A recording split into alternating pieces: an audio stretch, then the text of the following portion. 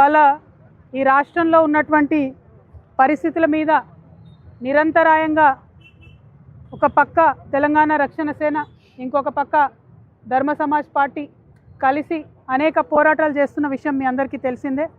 మరి అందులో ప్రధానంగా ఖమ్మం జిల్లాలో వెలుగుమట్ల కావచ్చు, మరి పరిగిలో ఇండస్ట్రీస్ కోసం అక్వైర్ చేస్తున్నటువంటి ల్యాండ్కి సంబంధించిన అంశం కావచ్చు, RRRలో ల్యాండ్ కోల్పోతున్నటువంటి భూ నిర్వాసితులు కావచ్చు, వీరందరి పట్ల అనేక రకాల పోరాట రూపాల్లో మేము పోరాడుతూ వచ్చినాం.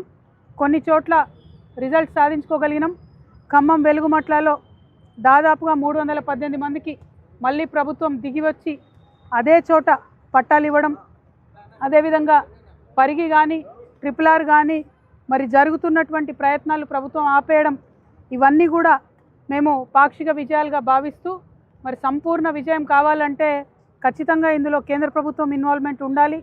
మరి రాష్ట్ర ప్రభుత్వం దగ్గర నుంచి మంచి రిపోర్ట్ తెప్పించుకొని మరి ఏ విధంగా అన్యాయం జరిగిందో తెలుసుకొని న్యాయం చేసే విధంగా మరి గవర్నర్ గారిని కలిసి ఇవాళ వారి మద్దతు కూడగట్టడానికి ఇక్కడికి రావడం జరిగింది.